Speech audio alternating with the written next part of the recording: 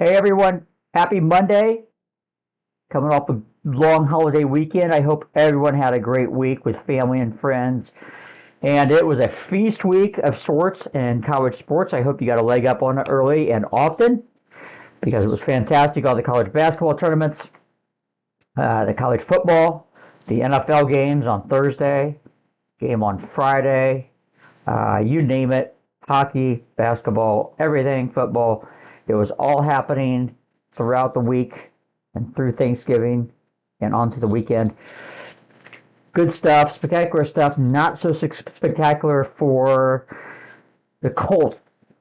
The Colts. We said going into this game that this was a big one. Starting to see some dents in the armor, some injuries, etc.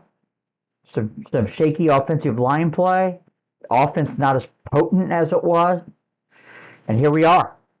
Big game at home against Houston. Division game. Colts, what do? Another must-win type of game, and they can't do it. And we're basically back to where we've been with the Colts. Not quite, but it's getting close because they go to Jacksonville next. But Houston at home, you have to win that game. Houston came in with the number one defense. I know Daniel Jones is hurt. I know the Colts were down a wide receiver, Ashton Dulin. They were obviously down a wide receiver when they traded A.D. Mitchell to the Jets, who had 8 receptions and 100 yards, by the way, yesterday, and the TD. But anyway, but just not enough. Not enough of the offense. Not sustained drives. I think that's hurting the amount of carries that Jonathan Taylor is getting.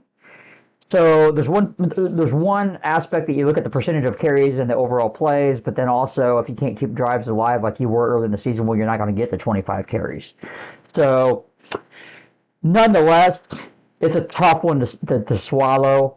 There's a lot of blame to go around. I'll get the officiating for in a minute, but I want to start there because I about had it with the NFL and their officiating. It's $1 billion industry, and it's just same thing over and over every year, and now it seems to be worse. But anyway, the Colts, they got bailed out. Steichen got bailed out going forward on a fourth down. There, didn't get it. Did not understand the need to do that. I think it was 4th and 3. And they didn't get it, but the Colts got a turnover right after that, ended up scoring a touchdown. So that kind of negated that bailed out the horrific play call or coaching decision. And then and then the Colts also missed another, for the third time.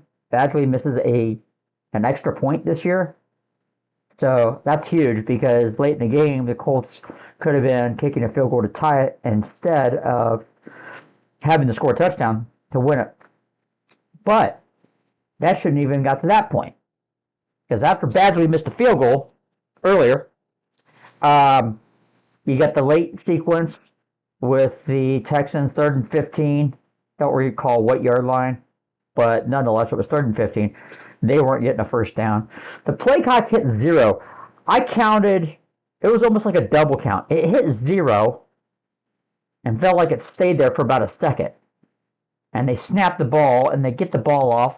Refs don't call a delay a game. It was the easiest call in the world. And then they throw, 7-yard pass into the ground and called pass interference on Kenny Moore, which everyone but one guy, one person in that stadium or at home knew that was not pass interference, and they call it anyway. And it's just atrocious. Changes the whole trajectory of the game.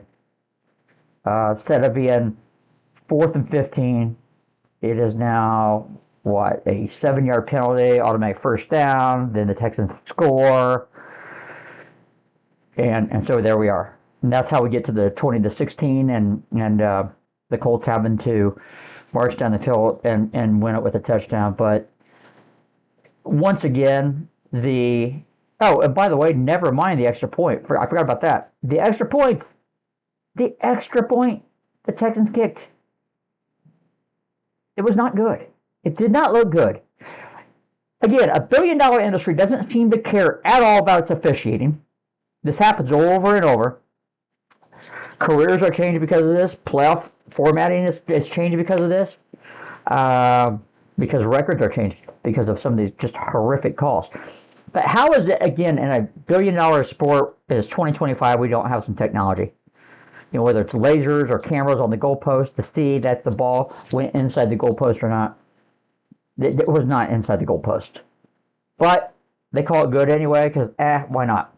And so that was not as egregious as the pass interference. But nonetheless, I think the NFL officiating is horrible all around, and I don't have to worry about getting fined for saying that. So I'll say it. Everyone knows it, and anyone who watches the game knows it, and it's frustrating. But what's more frustrating is the Colts in a big game moment once again. How many times have we heard this song? Big game moment, home game nonetheless. And you can't put a division rival away, and now all bets are off. Colts are tied with Jacksonville, and the Texans are a game back. And now the Colts go to Jacksonville. And it's not going to get any easier because then they play Seattle and San Francisco and the Texans again and Houston. This could get ugly real quick. And all of a sudden, trading your second round pick last year. Remember, a couple of weeks ago when this happened, said, hey, you go for it. Cool. I don't mind it. But what is the measurement for this working out? I think winning the division is, frankly, a must. Making the playoffs is a must. Winning division when you're up 3 games or whatever it was. If you don't do that, it's going to hurt down the line because Sauce Gardner's hurt right now. I don't know when he's coming back. I don't know if he's coming back this year. They haven't given all the full report yet, so we're waiting on that. Don't like calf injuries. We know too well what calf injuries can mean.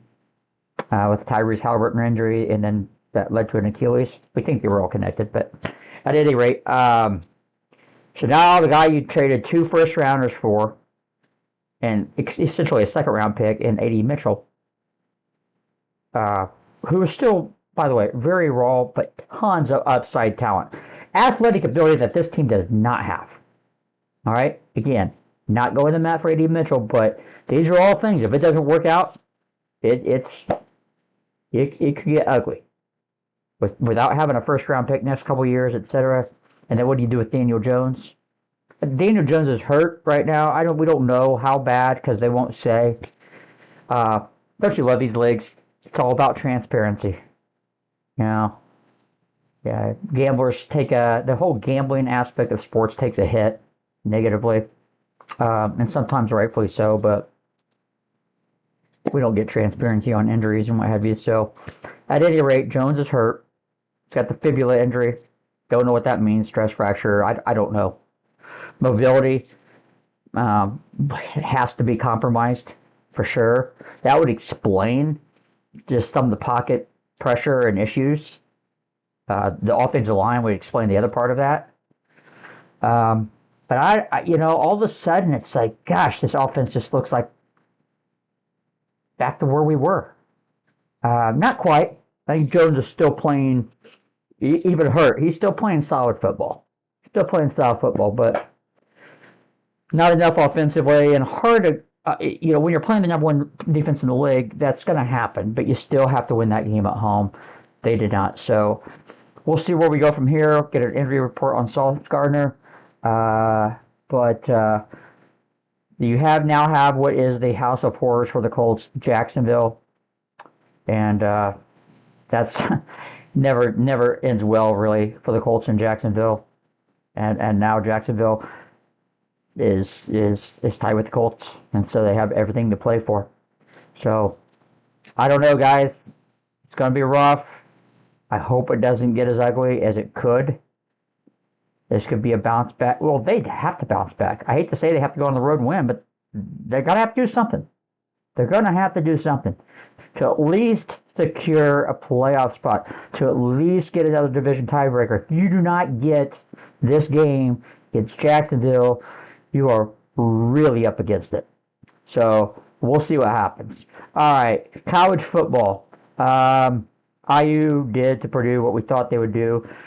Purdue is awful. Ah, my gosh, are they awful? They probably should be relegated to the MAC for football. Let's just separate college football. By the way, we've already messed up college sports because of college football. Um, and college football has messed up college football. But with all this realignment and super conferences and whatever, we've already messed everything up. We've already messed the great 10, 12 team conferences up, the rivalries, geographical rivalries, the long-term generational rivalries. Not everywhere, but, to some degree, here and there. And I wish college football could just somehow separate itself from the rest of college sports and do their own thing. But yeah, wouldn't that be cool if you had relegation and promotion just like you do in the Premier League and European leagues and soccer? That would be awesome. Purdue gets relegated to the MAC, I don't know, whatever geographical region of not a conference, but a region that becomes, and then some mid-major gets promoted to play in a higher level region, Big Ten, whatever. That'd be awesome. But IU took care of business easily, and I think they have a chance to beat Ohio State. Ohio State took care of business against Michigan. That game started off pretty strong for Michigan, but they couldn't. They were kicking field goals instead of touchdowns, and they were up against it after that. So I think this game is going to be awesome. I don't see any reason why IU can't beat Ohio State. I don't. I think it's pretty close on paper. I think the line I saw was about 5.5.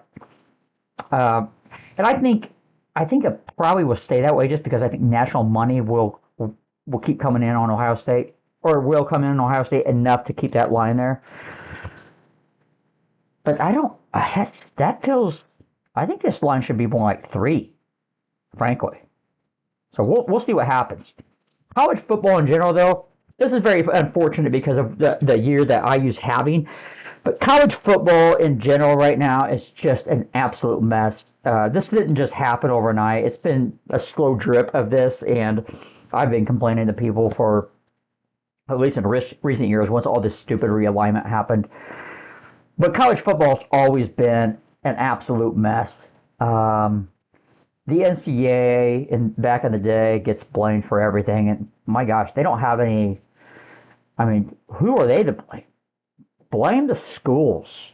Blame the presidents, the ADs, the TV, the alumni, you name it. But this is what happens, and you can't blame alumni for being fans and fanatical and cutting checks and what have you. But when you have no guardrails on your sport, no rules, no in-season, no off-season, and it's just a mess. Players leaving before the season's over, coaches leaving because their new schools want them to get a jump on recruiting, the signing period's too soon, and it's all based on the school calendar. I get it, you have to work around that, but it is an absolute mess. I mean, you're going to have a couple teams in this 12-team field that don't belong because they're not top 12 teams, but one's going to make it, two's going to make it because of, one's going to make it because they have to have a non-power conference team in there. So it's going to be like Tulane, maybe Tulane. Tulane's coach is leaving. So there's one playoff team that will not have its coach because the coach left. Think about that for a minute. Tulane makes the playoffs, maybe, and the coach leaves. Stupid. More stupid than that is Lane Kiffin leaving Ole Miss, their top 5 program. They have a legitimate chance to win a national title, and he's going to LSU. I don't blame Lane Kiffin for going to LSU. See, a lot of people are blaming Lane Kiffin for going to LSU. Well, these are the rules. So if this were the case, is he never allowed to go to LSU? Because what if he's good every year at Ole Miss and they just keep winning late into the season? Now, again, I don't know how you have a chance to win a national title at Ole Miss, but you think you have to go to LSU to win a national title. But if he's getting like a $5 million bump, I mean, who wouldn't take a $5 million bump and pay, right? I mean, I don't know. Come on. But nonetheless, the problem is this is allowed to happen in season, and frankly, I've about had it with college sports super conferences, everything, the TV running everything. Can't stand it. So you're going to have two teams at least that are in the, well, potentially two teams in the playoff that don't have their coach that got them there, helped lead them there. That's idiotic. ACC is going to either have Duke or Virginia. Is that right? I'm losing track. Or is it SMU that's in there? My gosh, I should know this. Sorry. Nonetheless, these conferences are so big they don't play each other. It's like Miami, the Canes, they didn't play Virginia, they didn't play Duke. Don't think they played Georgia Tech.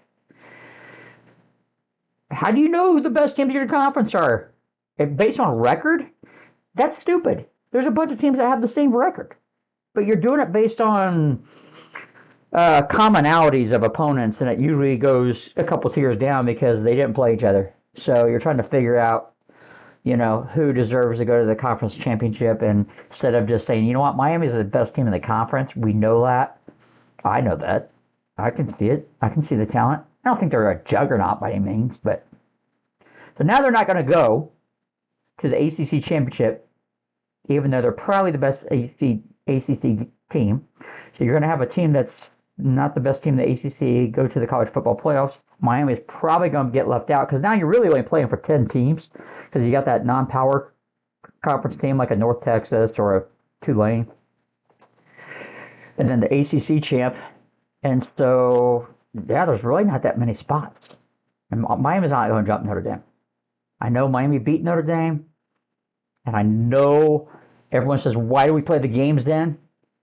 Well, I would argue that based on what you look at teams in the past, whether Indiana's non-conference schedule this year, last year, or whatever, and others, not just Indiana, but others,